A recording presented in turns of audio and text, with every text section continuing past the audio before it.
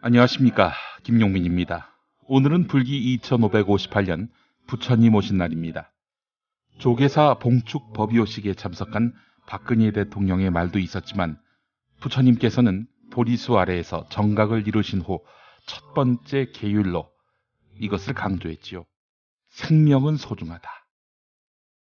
그러나 눈앞에서 저물어간 귀한 300의 생명들을 보며 우리는 그저 죄인된 심정을 지울 길이 없습니다. 오늘은 부처님 오신 날을 맞아서 정규 프로그램 대신 그간 우리의 심금을 울렸던 세월호 참사 관련 시민의 목소리를 담아봤습니다. 첫 발언입니다. 단원고등학교가 있는 경기도 안산이 지역구며 새정치민주연합 여객선 침몰사고 공동대책위원장인 김영환 의원이 국회에서 행한 발언입니다. 들어보시겠습니다. 세월호를 타고 수학여행을 떠났다가 참변을 당한 단원고등학교가 있는 안산 출신 김영환 의원입니다. 먼저 희생자들의 영전에 조의를 표합니다. 2014년 4월 16일 오전 10시 17분 세월호 안에서 한 학생이 마지막으로 카톡 문자를 보냈습니다. 아이들은 서로 구명조끼를 입혀주고 선생님들도 괜찮겠지? 해경이 왔대. 기다리래. 틀림없이 우리 구조대가 자기들을 구하러 올 것이라고 믿었습니다. 그러나 대한민국은 손실에 갇혀 구조를 기다리는 아이들을 처참하게 배신했습니다. 이 아이들에게 대한민국은 무엇이고 정부와 정치권은 또 무엇이란 말입니까? 이 생떼 같은 아이들 앞에 대한민국군은 완벽하게 침몰하였습니다. 대한민국 정부는 실종되었습니다. 이것이 우리들의 민낯입니다. 아픔의 송곳이 가슴을 후빕니다. 세월호 대참선은 명백한 인재였습니다. 배가 완전히 가라앉지 않은 11시 이전까지 구조대가 선실내로 진입할 수 있는 시간이 있었습니다. 진입 통로도 갑판과 난간과 유리창 3군데가 있었습니다.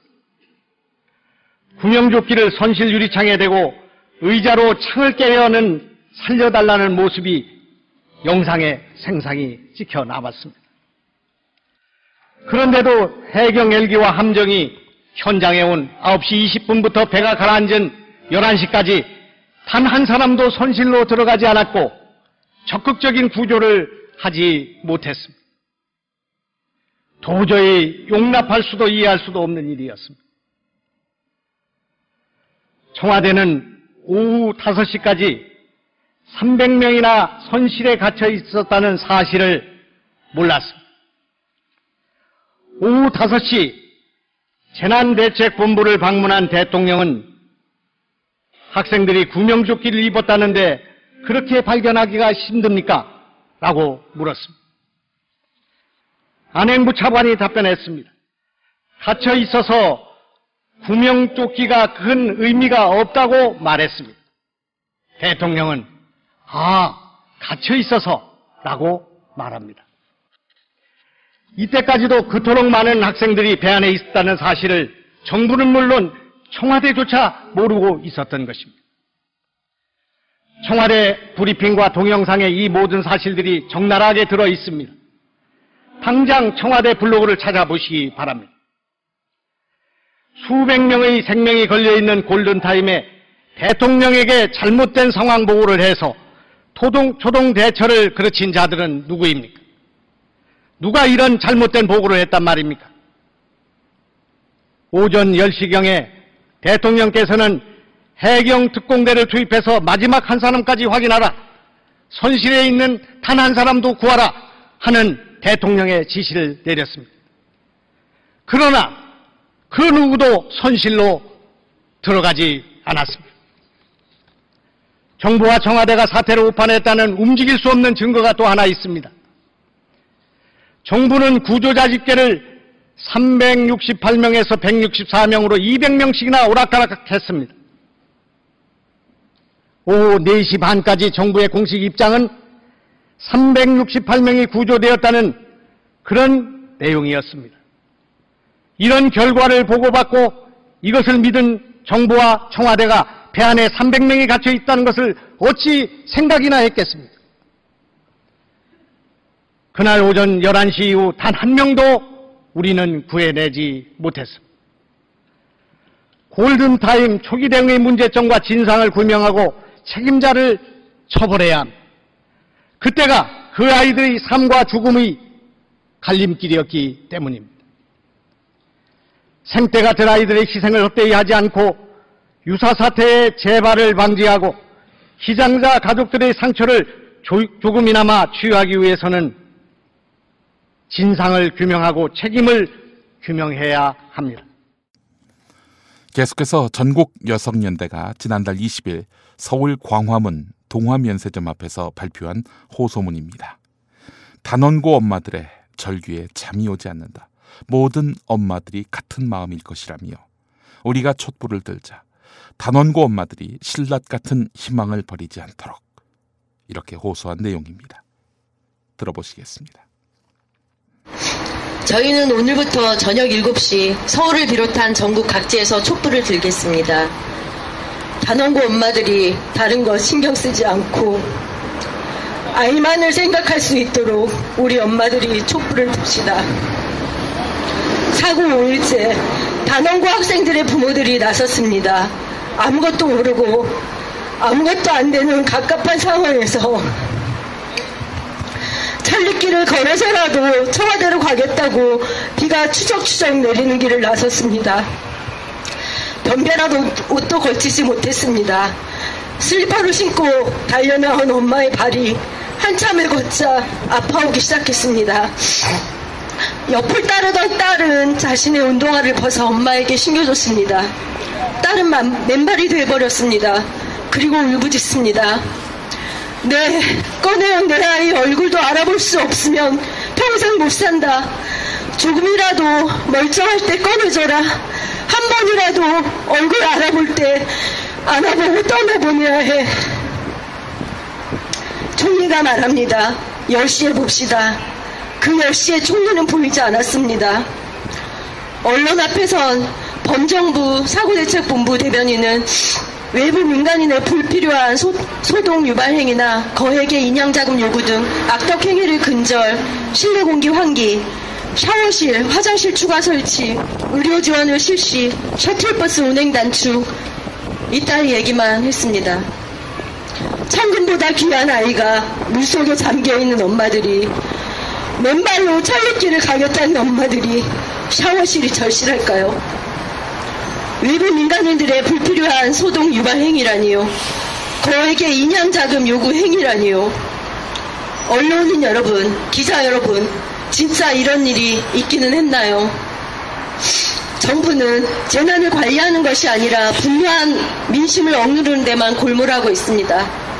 한 엄마는 말합니다. 먹지도 자지도 못했다. 그냥 애들 부패만 안 됐으면 했다. 땡땡 시신 불고 그러지 않게 빨리 꺼내줬으면 했다. 딱 한 번만이라도 내 새끼 품어주고 보내줘야지. 엄마가 어떻게 그냥 보내. 안전한 대한민국은 없습니다. 안전을 위한 규제마저 암덩어리라며 쳐부셔야 할 적으로 취급한 대통령 덕분에 돈벌이를 위해서는 온갖 안전장치도 다 무시한 악덕기업 때문에 세월호는 침몰했습니다. 침몰한 세월호를 두고 아이들이 갇혀있는 그 세월호의 뱃머리를 온 국민이 지켜보고 있는 가운데 정부는 세월만 보내고 있었습니다. 정부의 재난관리도 침몰했습니다. 뱃머리가 떠있을 때는 못했던 선내 진입을 완전히 물에 잠긴 후에는 가능했던 이유는 무엇일까요? 단원고 엄마들의 절규에 잠이 오지 않습니다. 모든 엄마들이 같은 마음일 것입니다. 오죽하면 비를 맞으며 맨발로 길을 나섰을까요? 저라도 그렇게 했을 것입니다. 우리가 촛불을 듭시다. 단원고 엄마들이 신라 같은 희망을 버리지 않도록 한 엄마의 말처럼 딱 한 번만이라도 내 새끼를 품어주고 보내줄 수 있도록, 현장을 지킬 수 있도록 우리 서울의 엄마들이, 부산의 엄마들이, 광주의 엄마들이 촛불을 듭시다. 저희는 오늘 저녁 7시 서울을 비롯한 전국 각지에서 촛불을 들겠습니다. 단원고 엄마들이 다른 걸 신경 쓰지 않고 아이만을 생각할 수 있도록 우리 엄마들이 촛불을 들겠습니다. 이번엔 이영희 사회민주주의센터 집행위원장의 추모시 낭송 자리로 가보겠습니다. 지난달 24일 서울 청계광장 들머리 서울 파이낸스 센터 빌딩 앞에서 있었던 집회입니다. 들어보시겠습니다. 네, 안녕하세요. 사회민주주의센터 집행위원장 이영희입니다. 네, 지난달 3월 31일 날 여기 왔었죠. 그때 세모녀 추모를 하는 촛불이었어요. 참 그때 굉장히 슬픈 죽음이었죠. 세 모녀가 그렇게 한꺼번에 세상을 등졌는데 한 달도 채 안 되어서 세월호에서 300명 가까이 되는 17세 꽃다운 우리 아이들이 부모들이 보는 앞에서 그것도 서서히 바닷속으로 가라앉았습니다. 저는 태어나서 이렇게 슬픈 모습을 본 적이 없어요. 저는 정말 어떻게 이런 일이 있을 수 있을까? 정말 국가란 무엇인가? 국가가 해야 할 일이 무엇인가? 정말 하루 종일 그 생각이 들었어요. 국가가 해야 할 일이 무엇인가?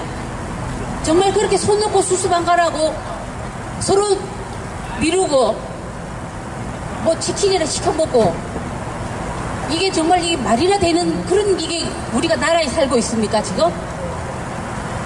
제가 오늘 뭘 좀 보다가 굉장히 눈물이 핑 도는 글을 읽었어요. 그게 뭐냐면은 스웨덴 정말 그 복지국가 스웨덴의 학생들이 한결같이 믿고 암송하는 글이 있대요. 그걸 읽으면서 제가 눈물이 굉장히 핑 돌았어요. 제가 읽어볼게요. 나의 미래는 낙관적이다. 나의 미래는 스웨덴의 미래와 연관되어 있기 때문이다. 국가가 존재하고 사회보장제도가 나를 보호하는 한 나는 실패가 두렵지 않다. 국가는 내가 힘들 때 도움을 주고 위기가 닥쳤을 때 내가 다시 일어설 수 있도록 힘을 줄 것이기 때문이다. 정말 국가는 이렇게 해야 되는 거 아닙니까? 도움을 주고 위기가 닥쳤을 때 일으켜주고 그것이 국가입니다. 어떻게 우리나라 대한민국은 국가가 어떻게 이 지경입니까? 우리가 어떻게 국가를 믿고 신뢰하고 하루하루 살 수 있을까요? 정말 저도 그렇지만 여기 오신 젊은 분들 정말 미래가 참 걱정입니다.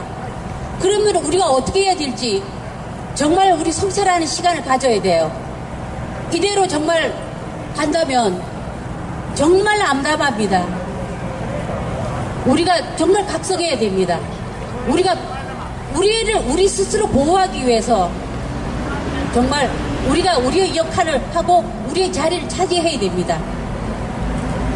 제가 지난번에는 그 세월호 그 세모녀 시를 우리 회원이 이제 이렇게 했는데 도저히 뭐 시를 쓰실 마음이 아니시로 그래서 제가 오늘 낮에 곰곰이 생각을 해보니까 저도 또 부모된 입장이고 그냥 제 마음을 한번 담아봤어요.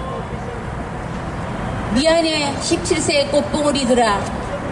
금이야 오기야 너희들을 다 키웠건만 봄꽃이 모두 저어가는 어느 날 제잘거리며 부푼 마음 안고 떠난 수학여행길 17세 꽃봉오리들이 피지도 못한 채 바다가 삼켜버렸구나.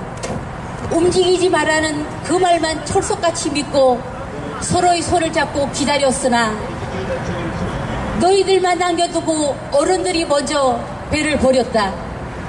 남겨진 너희들이 얼마나 두려움과 무서움에 떨며 어른들을 원망하였을지 상상도 못하겠구나. 못난 어른들을 용서하지 마라. 우리 모두가 죄인이다.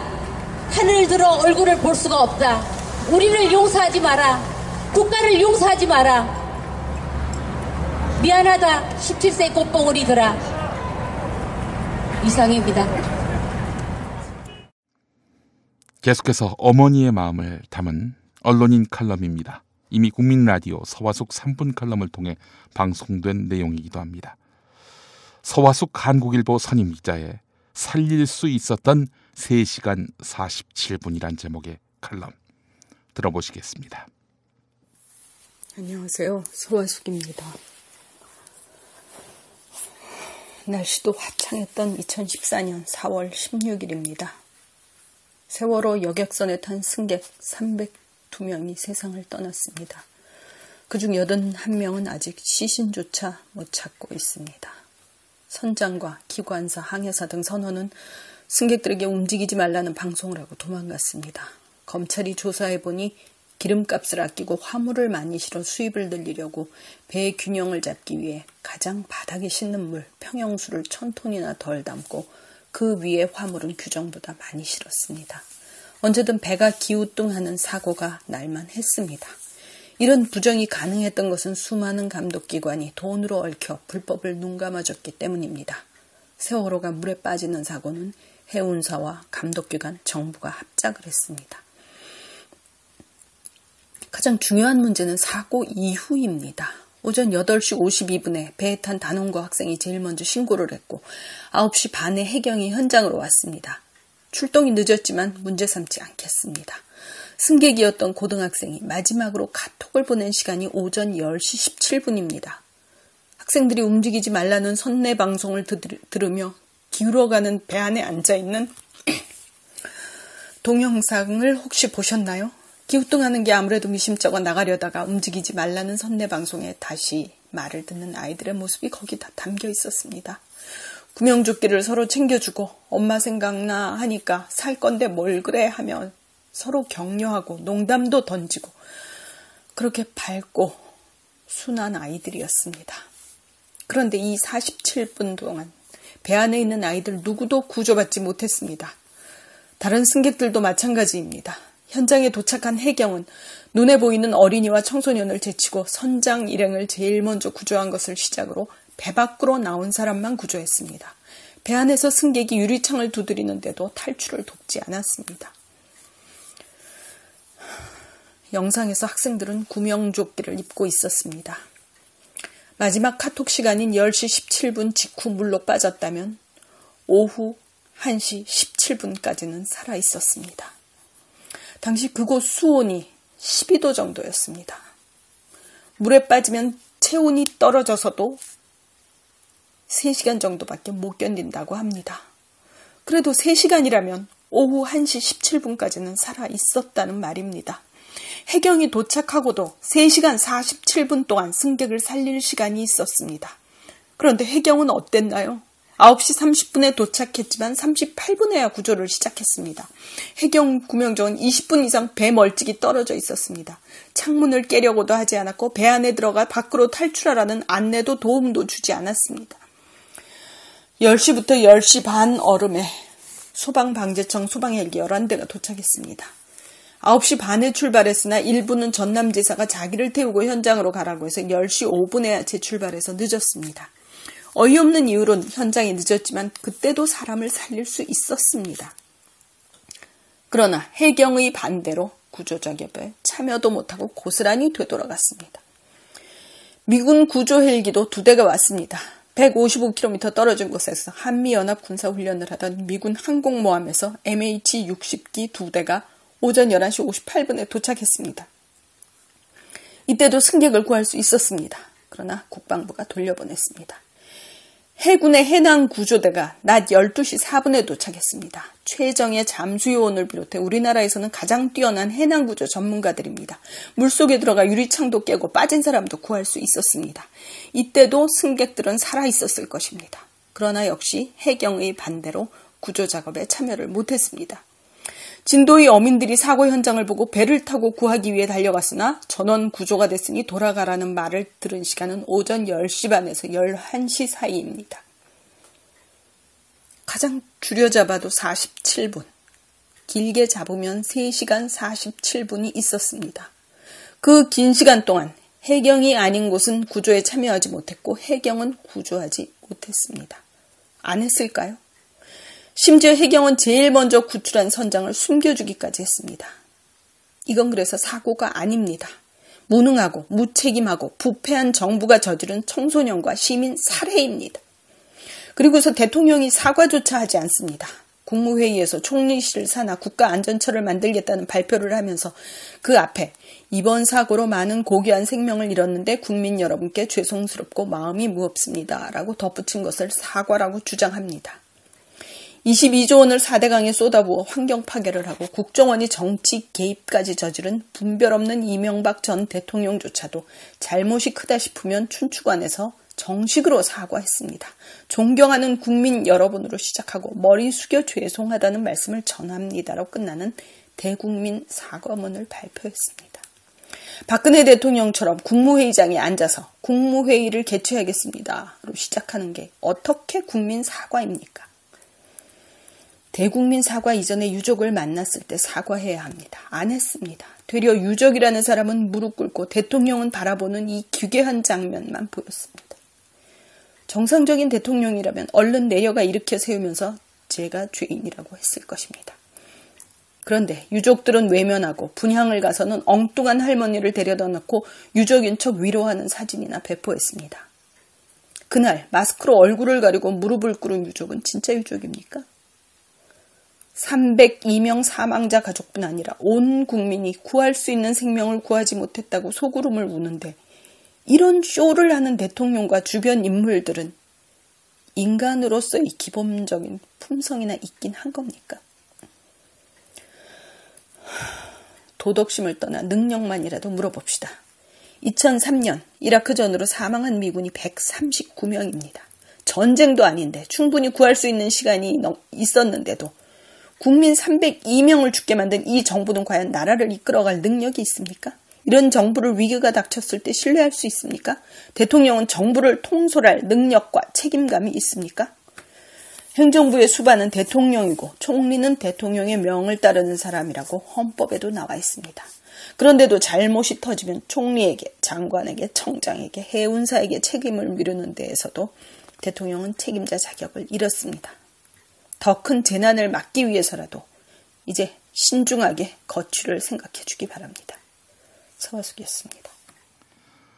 청와대 자유 게시판에 게재된 글이 조회수 수십만 건을 넘어서며 집중 관심을 받았습니다.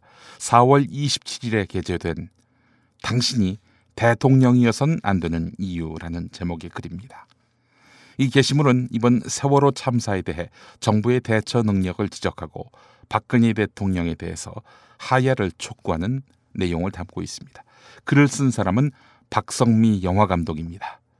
그 대신 성우의 목소리로 들어보시겠습니다. 숱한 사회운동을 지지했으나 솔직히 대통령을 비판해 본 적은 거의 없다.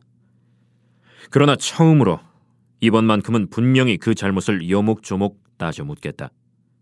지금 대통령이 더 이상 대통령이어서는 안 되는 분명한 이유를.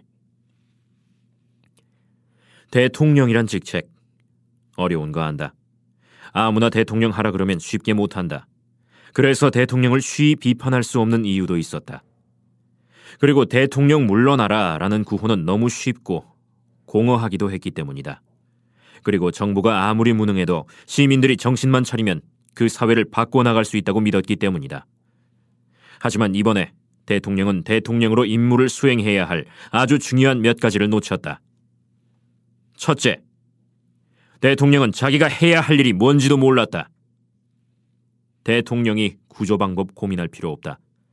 리더의 역할은 적절한 곳에 책임을 분배하고 밑에 사람들이 그 안에서 최대한의 역량을 발휘할 수 있게 해주고 밑에서 문제가 생기면 그 책임을 지는 것이 기본이다.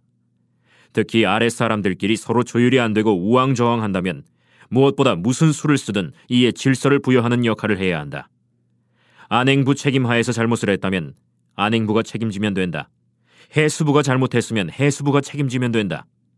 그런데 각 행정부처, 군, 경이 모여있는 상황에서 책임 소관을 따지지 못하고 우왕좌왕했다면 그건 리더가 제 소임을 다하지 못한 거다.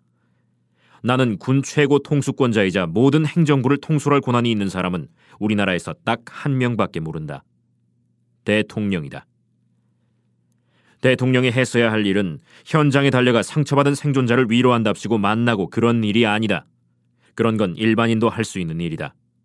구조 왜 못하냐? 최선을 다해 구조해라. 그런 말은 누구라도 할 수 있다. 잘못하면 책임자 엄벌에 처한다. 그런 호통은 누구나 칠 수 있다. 대통령이 할 일은 그게 아니다. 중국인들이 우리나라에서 왜 쇼핑을 못한답니까? 그런 말 하라고 있는 자리 아니다. 공인인증서 폐기하라고, 현장에 CCTV 설치하라고, 그러라고 있는 자리 아니다. 일반인들이 하지 못하는 막대한 권한을 행사할 수 있었다. 그랬기 때문에 대통령의 책임이 있는 거다. 대통령? 세세한 거 할 필요 없다. 대통령은 대통령만이 할 수 있는 일을 하라. 일이 안 되는 핵심 문제를 파악하고 해결점을 찾는 일, 뭐가 필요하냐 묻는 일, 그냥 해도 될 일과 최선을 다할 일을 구분하고 최선을 다해도 안 되면 포기할 일과 안 돼도 되게 해야 할 일을 구분해주고 최우선 의제를 설정하고 밑에 사람들이 다른 데 에너지를 쏟지 않을 수 있도록 자유롭게 해주는 일, 비용 걱정하지 않도록 제반 책임을 맡아주는 일. 영화 현장의 스태프들은 감독이나 PD의 분명한 요청만 있다면 아무리 어려운 일도 안 되는 일도 되게 한다. 단 조건이 있다. 어려운 일을 되게 하려면 당연히 비용이 오버된다. 이 오버된 제반 비용에 대한 책임, 그것만 누군가 책임을 져주면 스태프들은 한다. 리더라면 어떤 어려운 일이 안 돼도 되게 하려면 밑에 사람들이 비용 때문에 망설일 수 있다는 것쯤은 안다. 그것이 구조작업이든 뭐든 수단과 방법을 가리지 말아야 한다면 무조건 돈이 든다. 엄청난 돈이. 만약 사람들이 비용 때문에 망설일 수 있다는 사실조차 몰랐다면 그건 대통령이 정말로 누군가의 말단 직원인 적도 없었고 비용 때문에 고민해 본 적도 없다는 얘기다. 웬만한 중소기업 사장도 다 아는 사실이다. 만약 리더가 너 이거 죽을 각오로 해라, 해내지 못하면 엄벌에 처하겠다라고 협박만 하고 비용도 책임져 주지도 않고 안 될 경우 자신은 책임을 피한다면 그 누가 할 수 있겠는가? 사람을 구하는데 돈이 문제냐 하지만 실제 그 행동자가 되면 달라진다. 유속의 흐름을 늦추게 유조선을 데려온다? 하고 싶어도 일개 관리자가 그 비용을 책임질 수 있을까? 그러나 누군가 그런 문제들을 책임져주면 달라진다. 비용 문제는 추후에 생각한다. 만약 정비용이 많이 발생하면 내가 책임진다. 그건 어떤 민간인도 관리자도 국무총리도 쉬이 할 수 없는 일이다. 힘없는 시민들조차 죄책감을 느꼈다. 할 수 있었으나 하지 못한 일, 그리고 전혀 남일인 것 같은 사람들조차 작게나마 뭘 할 수 있었을지를 고민했다. 그러나 그 많은 사람들을 지휘하고 이끌 수 있었던, 문제점을 파악하고 직접 시정할 수 있었던, 해외 원조 요청을 하건 인력을 모으건 해양 관련 재벌 회장들에게 뭐든 요청하건 일반인들은 할 수 없는 그 많은 걸 할 수 있었던 대통령은 구조를 위해 무슨 일을 고민했는가? 둘째, 사람을 살리는데 아무짝에 쓸모없는 정부는 필요 없다. 대통령은 분명 구조에 최선을 다하라 라고 지시했다. 그러나 왜 지휘자들은 구조에 최선을 다하지 않았을까? 그것이 한두 번의 명령으로 될까? 날씨 좋던 첫째 날 가이드라인 3개밖에 설치를 못했다면 이러면 애들 다 죽는다. 절대 못 구한다 판단하고 밤새 과감히 방법을 바꾸는 걸 고민하는 사람이 이 리더 밑에는 왜 한 사람도 없었는가? 목숨 걸고 물속에서 작업했던 잠수사들, 직접 뛰어든 말단 해경들 외에 이 지휘부에는 왜 구조에 그토록 적극적인 사람이 없었는가? 밑에 사람들은 평소에 리더가 가진 가치관에 영향을 받는다. 급한 상황에서는 평소에 리더가 원하던 성향에 따라 행동하게 되어 있다. 그것은 평소 리더가 어떨 때 칭찬했고 어떨 때 호통쳤으며 어떨 때 심기가 불편했는지에 따라 달라진다. 만약 리더가 평소에 사람과 생명을 최우선 가치로 두었던 사람이라면 밑에 사람들은 어떤 상황에서든 말하지 않아도 그것을 최우선으로 두고 행동한다. 쌍용차 사태의 희생자들이 분향소를 차렸을 때 박근혜에게 충성하겠다 한 중구청장은 그들을 싹 쫓아냈고 대학생들의 등록금 때문에 죽어가도 아무도 그걸 긴급하게 여긴 적이 없고 모두 살기보다 일부만 사는 게 효율에서 좋고 자살자가 늘어나도 복지는 포퓰리즘일 뿐이고 새 모녀의 죽음을 부른 제도를 폐지하는데 아직도 대통령이 이끄는 당은 그토록 망설인다. 죽음을 겪은 사람들을 징징대는 정도로 취급하고 죽겠다 함께 살자는 사람들에게 물대포를 뿌렸다. 이곳에선 한 번도 사람이 사람의 생명이 우선이었던 적은 없었다. 아직도 이들에겐 사람이 죽는 것보다 중요한 게 많고 대의가 더 많다. 사람은 함부로 해도 된다는 이 시스템의 암묵적 의제였다. 평소의 시스템의 방향이 이렇게 움직이고 있던 상황에서 이럴 때 대통령이 구조에 최선을 다하라라고 지시를 하면 밑에 사람들은 대통령이 진심으로 아이들의 생명이 걱정되어서 그런 지시를 내린 건지, 구조에 최선을 다하라라고 지시했다는 사실을 국민들에게 보여주어라라는 뜻인지, 정부의 성과를 보여주기 위해 구조를 하라는 건지, 여론이 나빠지지 않게 잘 구조를 하라는 얘기인지 헷갈리게 된다. 대책본부실에서 누가 장관에게 전했다. 대통령께서 심히 염려하고 계십니다. 그러면 이 말이 아이들의 안위와 유가족들의 아픔을 염려하고 있다는 건지, 민심이 많이 나빠지고 있어 자리가 위태로워질 걸 염려한다는 건지 밑에 사람들은 헷갈린다. 대신 지시가 없어도 척척 움직인 건 구조 활동을 멈추고 의전에 최선을 다한 사람들, 재빨리 대통령이 아이를 위로하는 장면을 세팅한 사람들, 대통령은 잘했다, 다른 사람들이 문제다라고 사설을 쓸 줄 알았던 사람들, 재빨리 불리한 소식들을 유언비어라 통제할 줄 알았던 사람들, 구조에 최선을 다하는 것으로 보여지는데 애를 쓴 사람들, 선장과 기업에게 모든 책임을 돌리는 방향으로 여론몰이를 한 사람들과 순식간에 부르자마자 행진을 가로막고 쫙 깔린 진압경찰들이다. 이것은 이들의 평소 매뉴얼이었기 때문이다. 그들은 평소 리더가 중요하게 생각하는 게 뭔지 알고 있었고 그것을 위해 움직였을 뿐이다. 그리고 거기에 에너지를 쏟느라 정작 중요한 것을 놓쳤다. 내가 선거 때 박근혜를 뽑지 않았던 이유는 분명히 있다. 그가 친일파라서도 보수당이었어도 독재자의 딸이었어도 아니었다. 그녀가 남일당 사태 때 보여준 반응, 8명의 사람들이 억울하게 죽었는데 거기에 대해 일말의 죄책감도 안타까움도 갖지 않는 모습을 보았기 때문이다. 사람의 생명에 대해 그토록 가벼이 생각하는 사람이라면 대통령으로 뽑아선 안 된다는 그 이유 하나 때문이었다. 리더의 잘못은 여기에 있다. 밑에 사람들에게 평소 사람의 생명이 최우선이 아니라는 잘못된 의제를 설정한 책임. 셋째, 책임을 지지 않는 대통령은 필요 없다. 대통령이란 자리가 그토록 어려운 이유는 책임이 무겁기 때문이다. 막대한 권한과 비싼 월급, 고급 식사와 자가 비행기와 경호원과 그 모든 대우는 그것이 책임에 대한 대가이기 때문이다. 누구도 책임지지 않는 조직에선 어떤 일도 제대로 굴러가지 않는다. 리더가 책임지지 않는 곳에서 누가 어떻게 책임지는 법을 알겠는가? 자신이 해야 할 일을 일일이 알려줘야 하는 대통령은 필요 없다. 사람을 살리는데 아무짝에 쓸모없는 대통령은 필요 없다. 결정적으로 책임을 질 줄 모르는 대통령은 필요 없다. 덧붙임. 세월호 선장들과 선원들이 갖고 있다던 종교의 특징은 단 한 번의 회개로 이미 구원을 받았기 때문에 아무리 잘못해도 죄책감을 느끼지 않는 것이라 한다. 이거 굉장히 위험한 거다. 죄책감을 느끼지도 못하는 대통령, 이들과 결코 다르지 않다. 사람에 대해 아파할 줄도 모르는 대통령은 더더욱 필요 없다. 진심으로 대통령의 하야를 원한다. 이제 당사자인 우리 청소년들의 목소리입니다. 각종 촛불 집회에서 나왔던 목소리를 들어보시겠습니다. 청원여고에 재학 중인 2학년입니다. 저는 처음에 뉴스를 보고 안타까운 마음만 들었습니다. 구조를 잘 하겠지 생각만 하고 있었습니다. 그런데 이게 뭡니까? 초기 데모도 허술할 뿐더러 정부는 지금 배 안에 생존자를 죽이고 배만 건져내겠다는 것 아닙니까? 그리고 교육부 장관님, 피해자의 가족들은 아이들 생각에 먹지도 못하는데 가족들 앞에서 꼭 라면을 먹어야 했습니까? 심지어 약품이 있던 테이블 위에 약들을 치우고 그 위에서 라면을 먹었습니다. 그게 정말 아이들을 걱정하는 것일까요?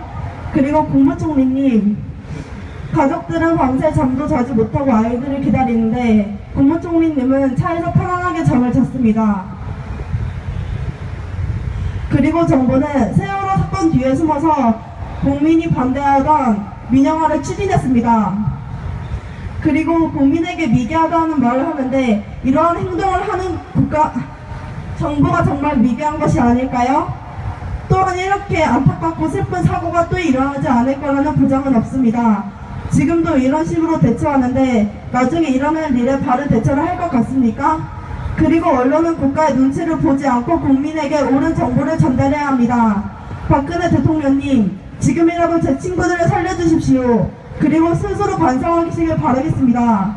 그리고 기장한 꿈이라던 내 다른 거 친구야 보고 싶다. 저에게는 친한 동생이 한 명 있었습니다. 매번 권투가 끝나면 같이 분식집 가서 라면도 먹고 그랬던 애고, 수학여행 가기 전에 제주도에는 여자가 많으니까 나도 내 여자친구 사귈 수 있겠지 그러면서 장난기가 많던 그런 친구였습니다. 그런데 불꽃놀이 한다 그 이후로 계속 카톡은, 그 친구가 카톡을 계속 보자고 있습니다. 200통의 카톡을 단 한 번도 보지 못했습니다. 아직 저 바다 깊은 곳 거기에서 시신도 찾지 못했습니다. 그런데 박근혜 정부는 이런 청소년을 죽여놓고 삼척동자도 알만한 자기들의 잘못을 인정하지 않으면서 매번 잘못은 청해진 해운했다 그러면서 언론을 통제하고 있습니까? 언론을 통제하고 있습니다. 이게 정부입니까? 그리고 국민들이, 학부모들이 애들 살려내라고 그렇게 애원을 해도, 애원을 울고 빌고 사과를 해도 묵고해내면서 기껏 하는 소리가 새누리당에서는 종북 빨갱이다, 미개한 사람들이다, 이게 정부입니까? 그래놓고서는 해군 SSU를 투입해야 되는데도 민간단체 엄진만 투입하려고 하는, 그게 정부입니까? 국민 하나 생명 하나 잘못 구해내지 못하는 게 그게 정부입니까? 박근혜 대통령이 참여정부 시절 때 이런 말을 했습니다. 탈레반에 피랍된 그 신부님을 못 구해냈다고 엄청난 규탄을 했습니다. 박근혜 대통령이. 그런데 지금 박근혜 대통령은 300명의 국민을 구해내지 못했습니다. 이걸 뭐 어떻게 받아들여야 됩니까? 언젠가는 이렇게 권력을 마음대로 남용하는 박근혜 정부, 그런 다음에 이 체계로 돌아가는, 이 체제를 만든 새누리당, 한 줌도 안 되는 권력 언젠가는 다시 돌아옵니다. 칼이라도 돌아옵니다. 한 줌 모래도 안 되는 그 권력 잘 지켜내십시오. 저희가 부실 겁니다. 그런데 기본적인 원인은 저희한테 있지 않습니까? 시민 여러분, 이런 무능한 정부를 이 땅에 들어서게 한 원인은 우리 시민 아닙니까?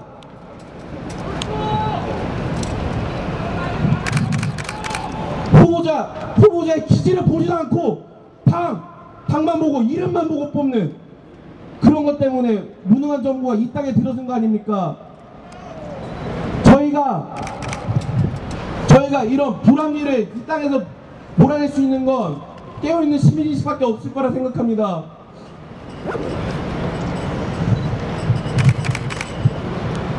언제나 죄송합니다. 언제나 깨어있는 시민의식으로 똑바른 올바른 정치인을 투표하면서 정의가 이 땅에 실현될 수 있게 만드는 건 저희 시민입니다. 절대로 우리나라는 입헌 군주제가 아닙니다. 민주주의지 않습니까? 투표를 할 모든 권력은 시민에게 있습니다. 시민이 이 나라를 바꿀 수 있는 유일한 길입니다. 그리고 한마디만 더 하겠습니다. 제발 살아서 돌아와줘. 내가 해달라는 거 다 해줄게. 전 잘 모르겠어요. 왜 그런 오보가 났는지 저는 잘 모르겠어요. 애들은 죽어가는데 그런 오보가 났다는 사실이 믿기지가 않습니다. 앞으로는 진실을 알고 싶어요. 진실된 거짓된 오보들이 아닌 정말 진실된 기사, 진실된 뉴스들을 보고 싶습니다. 그리고 정부 관계자들께 감히 아뢰입니다. 책임진다는 말로 회피하지 말아주세요. 책임을 다른 사람한테 미루지 마세요. 당신들이 책임을 지겠다고 했으면 책임을 져주세요 좀. 그것은 회피입니다. 제발 회피하지 마시고 책임지겠다고 하셨으면 책임지세요. 그 말 꼭 지켜주세요. 책임이란 말로 회피가 되지 않습니다. 사람들이 보고 있습니다. 부디 언론사 분들께서는 진실을 알려주시고 정부 관계자 그리고 대통령께서는 책임진다는 말 꼭 지켜주시기 바랍니다. 감사합니다.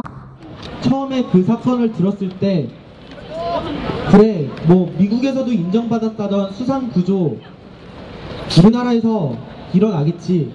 저 많은 학생들이 청소년들이 배 안에 갇혀 있으면서도 나올 수 있겠지. 구조된다는 그 말만을 기다리고 있었습니다. 그런데 어떻게 됐습니까?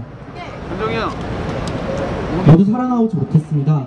지금도 저 차가운 바닷속에서 갇혀 있습니다. 이 이야기를 뉴스를 접할 때마다 정말 할 말을 잃고 또 이 나라가 정말 무능하고 부패한 정권이구나 라는 생각을 계속 하게 되었습니다. 너무나도 애도하고 너무나도 슬픕니다. 그러나 우리는 이곳에 멈춰 있을 수만은 없습니다. 많은 분노한 청소년들과 많은 분노한 시민들이 무능하고 부패하고 무책임한 이 정권에 맞서 함께 촛불을 들고 싸워야 할 것입니다. 나의 친구들 혹은 나의 친구의 친구들, 나의 선배, 후배들, 언제 이 나라에서 또 나에게 그런 일이 벌어질지도 모르는 일이고 내 친구에게 또 언제 그런 일이 벌어질지도 모르는 일입니다. 처음에 이 얘기를 하려고 했을 때 무슨 이야기부터 해야 할지, 어떤 이야기를 해야 할지 굉장히 고민하다가 아무 생각도 하지 못하고 올라왔습니다. 무슨 말을 해야 할지도 모르겠습니다. 근데 한 가지 확실한 건 지금 이 정부는 국민을 위한 정부가 아니라는 것입니다. 국민을 위한 정부가 아니라 오로지 돈 많고 이 사회에서 권력을 잡고 있는 자들의 대통령이라고 생각합니다. 공약도 사기 공약으로 당선된 이 대통령이 과연 이 대한민국을 대표하는 대통령이라고 할 수 있겠습니까? 함께 싸워나가서 이러한 대통령에 맞서 싸워서 다시는 더 이상 그러한 대형 참사들이 일어나지 않도록 우리 친구들이 다시 돌아올 수 있도록 함께 싸워야 할 것입니다. 또한 이번 세월호 사건뿐만이 아니라 오로지 자본가랑 돈 많은 사람들, 이 사회에서 권력을 잡고 있는 사람들을 위해서 정책을 펴고 이야기하고 있는 저 국회에서 놀고 먹고 있는 그런 새누리당 의원들 같은, 그리고 대통령까지 우리가 맞서 싸워야 할 것입니다. 얼마 전에 바로 어제였었죠. 서울 지하철 2호선이 충돌하는 사고가 있었습니다. 아직 민영화 시작하기도 전인데 벌써부터 사고들이 하나둘씩 대형 사고들이 일어나고 있습니다. 이런 부패하고 무능하고 오로지 자본가 편에만 서서 국민의 이야기를 듣지 않는 이 정권에 맞서 싸워 민영화도 막아내고 이러한 대형 참사들도 함께 막아내야 할 것입니다. 청소년들도 함께 슬퍼하고 있다는 것, 그리고 이것을 분노로 이끌어가 박근혜를 반드시 내려보내야 할 것입니다.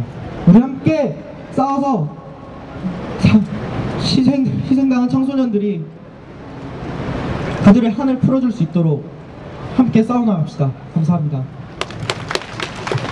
침몰하는 배 안에서 수많은 학생들 중에 단 한 명도 구하지 못하는 국가를 과연 저희 청소년들이 자랑스럽게 여길 수 있는지 저는 정부에게 질문하고 싶습니다. 또한 저는 기자가 꿈인 학생입니다. 진실을 알리는 역할을 하는 기자들을 저는 항상 존경해왔습니다.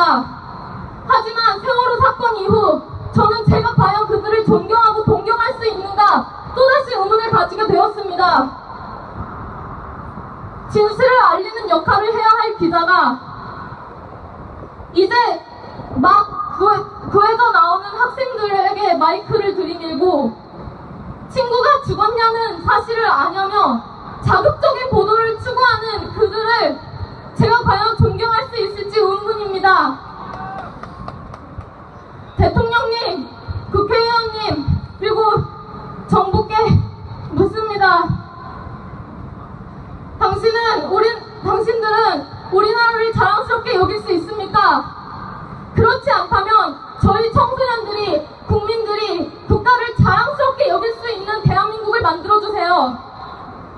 그리고 기자님들에게 말씀드립니다.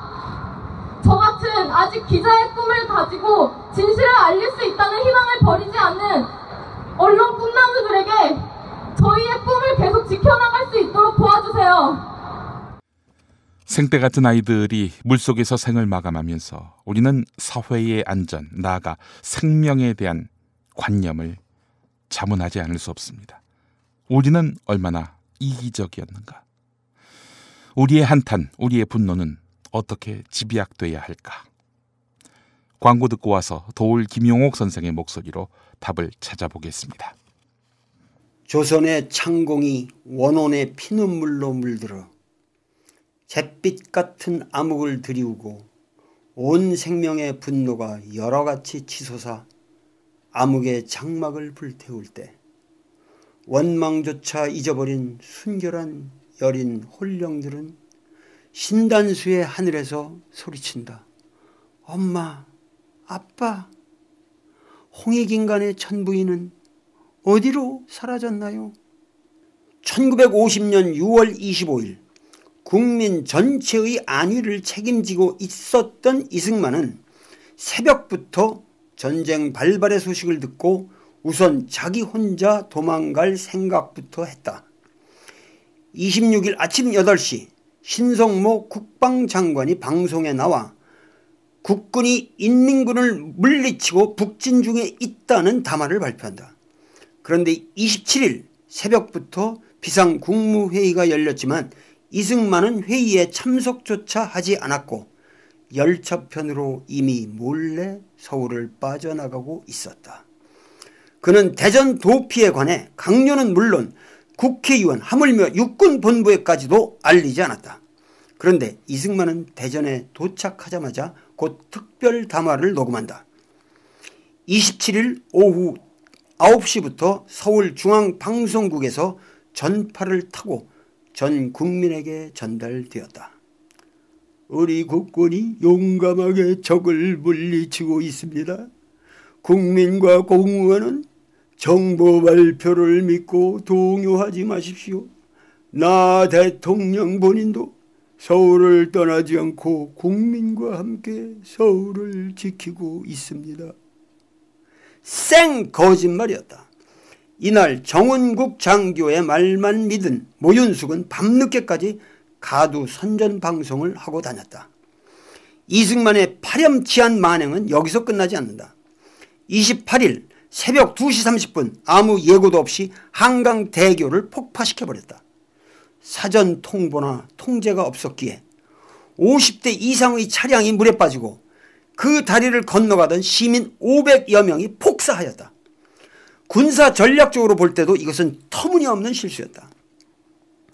서부 전선에 배치되었던 우리 국군이 퇴로를 차단당하고 와해 희생된 것이다. 이승만은 7월 1일 대전에서 또다시 도망갈 때에도 목포로 가서 부산으로 배를 타고 갔다. 경부 가도가 이미 위험하다는 판단 때문이었다. 이승만은 전 서울 시민을 서울에 가두어 놓고 자기 혼자만 살 생각을 했다. 그리고 9.28 서울 수복을 했을 때 서울에 남아 고생한 무시민들을 부역했다고 죽이고 고문하고 연좌제로 묶어놓았다. 우리는 이러한 이승만을 성스러운 통치자로 모시는 기나긴 정치사적 이념의 굴레에서 한치도 벗어나지 못하고 있다. 내가 지금 여기서 말하는 것은 움직일 수 없는 사실이다. 역사의 비극적 상황이란 모든 함수가 최악의 길을 재촉하도록 협동을 한 필연 우연의 사태이기 때문에 그 인과를 단선적으로 분석하는 것은 사태의 해결이나 반성에 크게 도움을 주지 않는다. 그러나 수많은 인과 계열 중에서도 움직일 수 없는 명백한 사실들이 있다. 우선 배에 관하여 정확한 구조적 지식을 가지고 있으며 끝까지 남아서 승객의 안위를 책임지어야 할 선박직 승무원 15명 전원이 먼저 탈출하여 쌩쌩하게 살아있다는 사실이다. 그리고 가장 비극적인 사실은 이준석 선장과 1등 항해사가 탈출하면서도 학생들에게 동요하지 말고 객실 속에서 제자리를 지킬 것을 명령하였고 그것을 계속 강요하였다는 가슴 아픈 일련의 사태에 내재한다. 모든 비극은 이 하나의 움직일 수 없는 명백한 사실로부터 연역되는 것이다. 인간은 이기적 동물이다. 위기 상황에 누구든지 나 먼저 살고 보자는 본능적 움직임은 충분히 이해될 수 있는 것이다. 그런데 이승만과 이준석의 경우 도덕적 양심을 우는치 않더라도 이러한 생존 본능의 논리조차 적용될 수가 없다. 왜냐하면 이승만의 서울 탈출이나 이준석의 세월호 탈출은 전혀 시민 승객의 탈출과 충돌을 일으키는 사태가 아니었기 때문이다. 이승만은 서울을 빠져나오면서도 서울 시민들에게 탈출을 권고할 수 있었고 이준석은 세월호를 빠져나오면서도 승객들에게 같이 탈출하자는 얘기를 할 수 있었다. 아니 해야만 했다. 자신의 탈출이 학생들의 탈출로 인하여 저지되는 상황이 전혀 아니었기 때문이다. 일본 토호쿠 지진 때도 미야기 농고의 학생들은 다급한 상황에서도 소, 돼지, 축사의 문을 열어주고 피신했다. 하물며 인간이랴. 이것은 이승만과 이준석의 DNA 심층 구조 속에까지 사람은 존엄과 보호의 대상이 아니라 통제와 관리의 수단일 뿐이라고 하는 비인성적 무책임한 의식이 자리 잡고 있다고 하는 사실을 전제하지 않으면 풀리지 않는다. 이들이 생각하는 코스모스는 다중의 죽음이다. 죽음의 질서인 것이다. 이것은 우발적인 사태가 아니라 우리 민족사의 구조적 사태인 것이다. 임진왜란이 일어났을 때도 선조는 대책 없이 먼저 도망을 쳤다. 사실 왜군은 이순신에게 해로를 차단당해 보급이 끊겼기 때문에 식량이 없었고 지쳐 있었다. 서울은 한강으로 둘러싸인 천혜의 요새다. 그리고 당시 서울에는 화약이 27,000근이나 저장되어 있었다.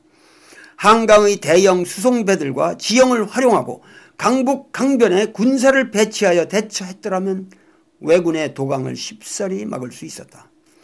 그러나 선조는 가마를 메어줄 사람도 없어 우중의 말을 타고 쫄쫄이 비 맞고 굶으면서 북상에 북상을 거듭했다. 그러면서 이승만처럼 자기가 건넌 임진 강변의 건물과 배는 다 태워버렸다. 한번 생각해보라.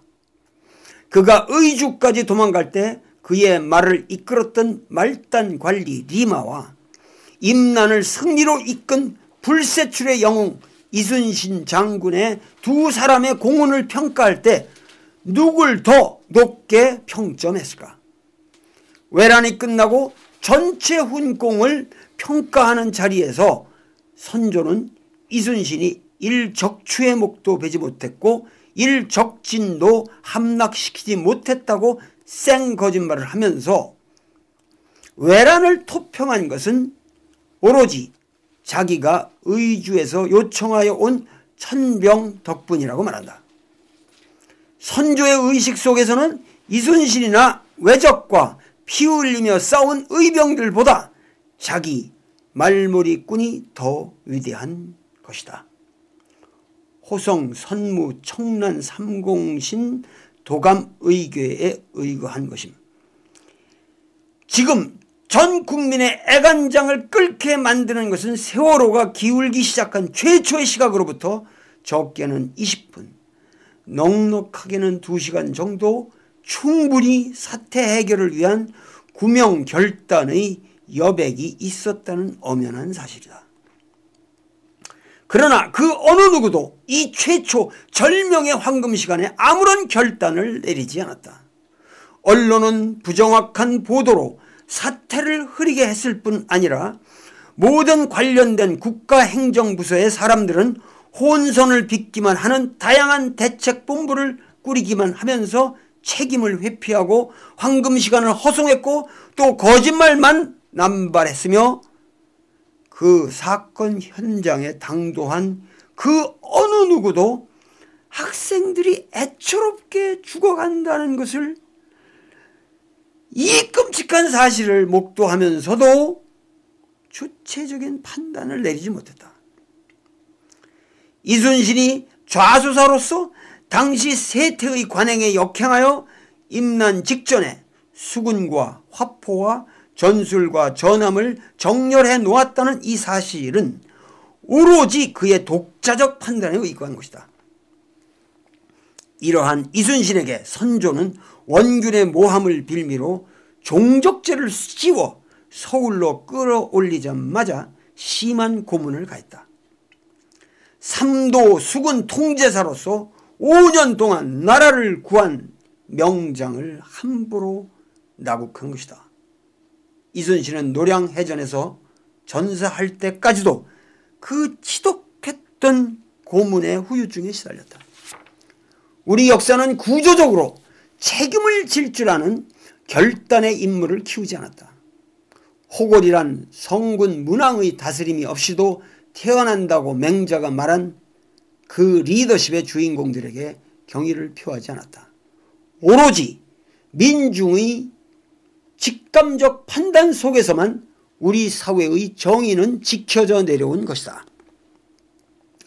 이러한 사태는 현재 우리가 살고 있는 이 시대의 역사가 총체적 부실 속에서 결정권자가 부재한 상태로 표류하고 있다는 사실을 입증하고 있는 것이다. 그 총체적 부실의 주체는 다름 아닌 박근혜 정부이다. 그리고 이 박근혜 정부의 구조적 죄악의 책임은 궁극적으로 모두 박근혜 본인에게 돌아간다. 세월호 참변의 전 과정을 직접적으로 총괄한 사람은 박근혜 한 사람일 수밖에 없다. 그의 정부의 사람과 이념, 그 모든 것이 박근혜가 창조한 것이다. 그만큼 통치의 정점은 국가의 안위에 막중한 영향을 끼친다. 그런데도 박근혜는 진심 어린 전면적인 사과의 한마디도 없었다. 과거의 황제인 한나라의 문제조차 불상사가 일어날 때마다 거느리고 있는 신하를 탓하지 않고 자기가 국민 앞에 직접 사죄했다. 맹자는 통치자가 진정 생도의 원리를 가지고 다스리면 죽는 사람도 죽음을 원망치는 않는다고 했다. 그러나 현 정부는 사도의 원리로서, 죽음의 길의 원리로서 생사람까지 죽이고 있다. 이 불상사는 99.99%의 대중을 희생시켜 0.01%의 부귀 권세가들을 봉양하려는 이명박 정부 이래의 줄기찬 신자유주의적인 정책 기조가 교육, 경제, 정치, 행정, 법률, 문화 전반에 끼친 영향이 만들어낸 것이다.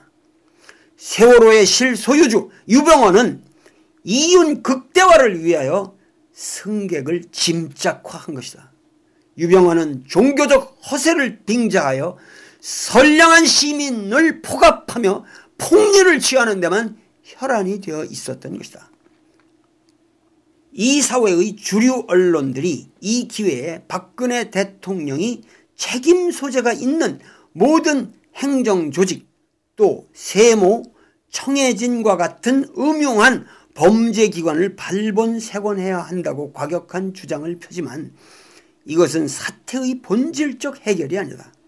그것은 오히려 박근혜에게 무소불위의 과거 독재자가 휘두를 수 있는 권력을 부여해주는 것이다.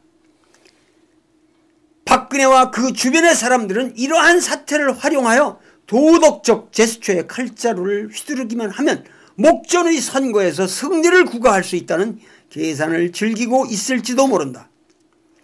광렬적 선교사 김선일 사건 때 박근혜는 국가가 국민의 생명과 안전을 보호하지 못한다면 그건 국가가 아니며 국민 한 사람을 못 지켜낸 그러한 정부에 대하여 근본적인 회의를 갖게 되었다는 논조의 말을 한 적이 있다.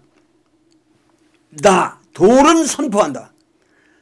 박근혜 그대의 대통령 자격이야말로 근본적인 회의의 대상이다.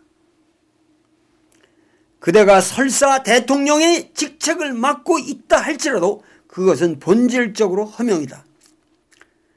그대의 대통령이라는 명분은 오로지 선거라는 합법적 절차에 의하여 정당화되는 것인데 그 정당화의 법률적 근거인 선거 자체가 불법 선거였다는 것은 이미 명백한 사실로서 만천하에 공개된 것이다.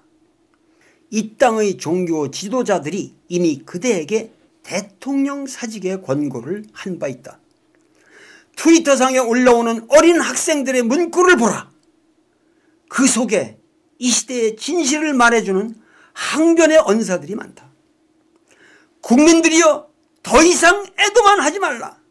의기소침하여 경건한 몸가짐에만 머물지 말라. 국민들이여 분노하라.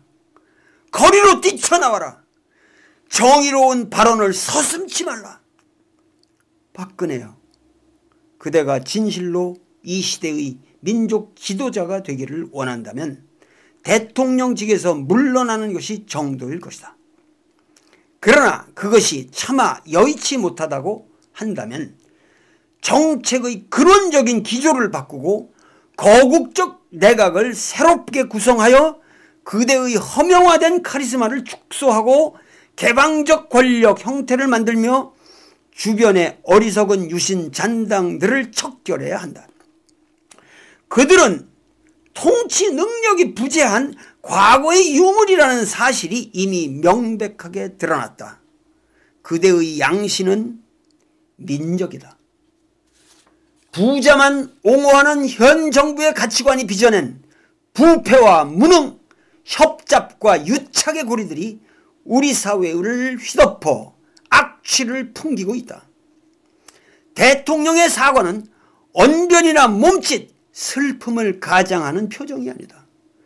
그것은 사회의 시스템과 가치관을 근원적으로 변혁하는 것이다. 정치란 다양한 요소들이 합생하여 새로움을 창출하는 과정이다. 그대는 결코 우리 사회의 새로운 기폭을 창조하지 못했다. 규제를 왜 푸는가? 그대의 규제 풀음은 가진 자를 위한 것이다. 그대가 풀어야 할 규제는 사상 통제의 규제이며 언론의 규제이다. 유통을 장악하고 골목 상권까지 독점하는 모든 대자본에 대하여 규제를 강화하라. 중소자영업자들의 생활세계를 보호하라. 이것이야말로 민중의 갈망이다. 언론을 바로 세워라. 그대는 국가 개조를 말했다. 그러나 그대가 중심이 된 국가 개조는 악순환만 초래한다. 이 사태를 해결하기 위한 시스템의 근원적 변화는 그대의 시녀가 되어버린 검찰이나 행정체계가 중심이 되는 것이 아니라 보편적 원칙에 따른 국민적 합의가 창출한 새로운 기관에 의하여, 다시 말해서 국민이 주체가 되어 국민 스스로의 미래를 개혁해 나가는 과정을 그대가 적극 도와주는 그런 변화이어야 한다. 동무 이재만은 말했다. 투연질릉 이상의 대환이 없고 호연 낙선 이상의 대약이 없다. 맹자는 호선하는 것 하나만으로도 천하를 다스리기에 넉넉함이 있다 했다. 호선이란 낭문고원이다. 쓴 말을 듣기를 사랑한다는 뜻이다. 마지막 순간까지 서로를 애타게 챙겨주며 질서를 지킨 단원의 학생들, 그들을 보호하며 목숨을 던진 선생님들, 선박직이 아닌 헌신적 승무원들, 그리고 책임을 통감하고 팽목항 소나무에 목을 메어 시신을 찾지 못하는 녀석들과 함께 저승에서도 선생을 할까? 라는 유서를 남기고 선비답게 자결하신 강민규 교감님. 우리는 이들의 모습 속에서 우리 민족의 도덕성을 발견할 줄 알아야 한다. 민족 구원의 빗줄기는 있다. 세월호 희생자 302명은 살아있다.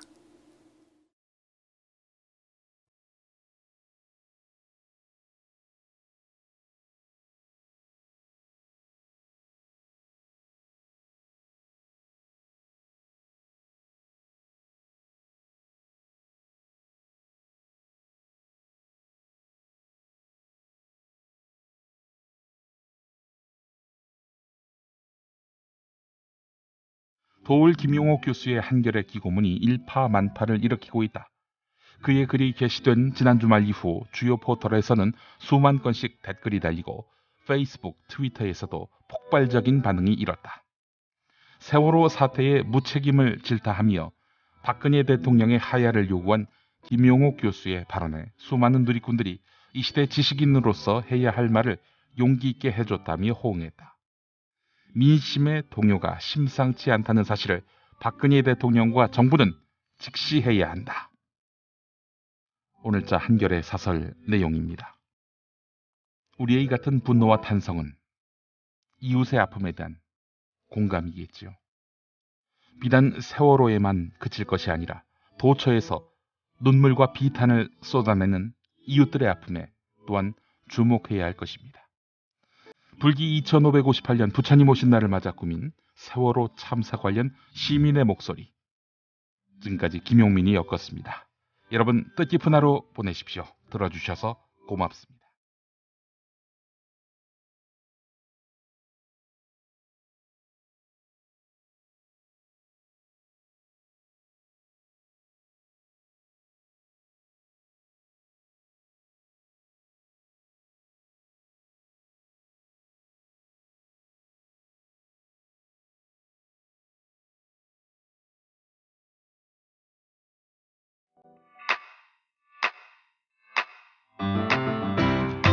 국민라디오 지지하는 4가지 방법 아시나요? 다운로드하기, 별점 주기, 댓글 달기, 구독하기. 국민라디오를 보다 많은 이들에게 전할 수 있는 가장 손쉬운 방법. 다운로드하기, 별점 주기, 댓글 달기, 구독하기. 잊지 마세요. 다운로드하기, 별점 주기, 댓글 달기, 구독하기.